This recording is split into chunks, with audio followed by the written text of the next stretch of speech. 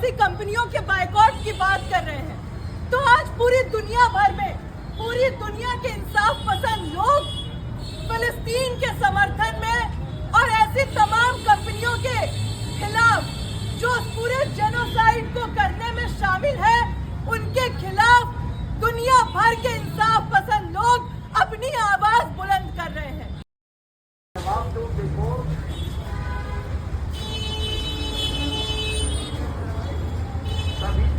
मैं बोल रहा हूँ, पहले एक बच्चे हुआ करते थे तो बाबा, मैं दौड़ नहीं पा रहा हूँ।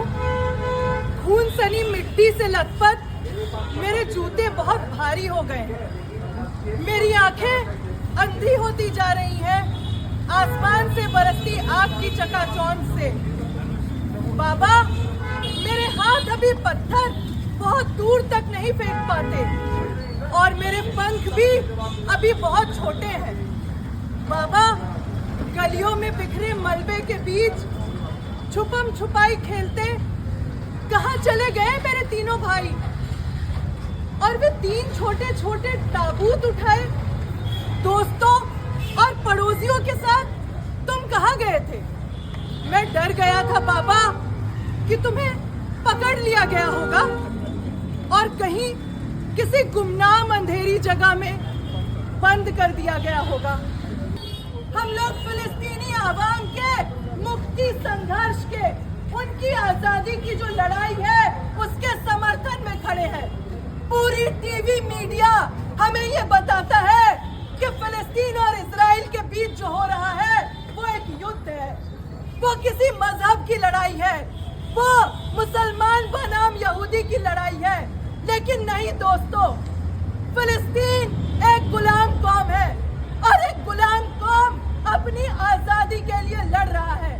याद होना चाहिए आपको, अंग्रेजों की 200 सालों की गुलामी जब आपने झेली थी तो उसके खिलाफ हमारे क्रांतिकारी भगत सिंह, सुखदेव, राजगुरु, अशफाक उल्लाह खान, रामप्रसाद बिस्मिल सभी एक साथ लड़े थे और उस लड़ाई का एक हिस्सा था तमाम अंग्रेजी सामानों का बहिष्कार करना।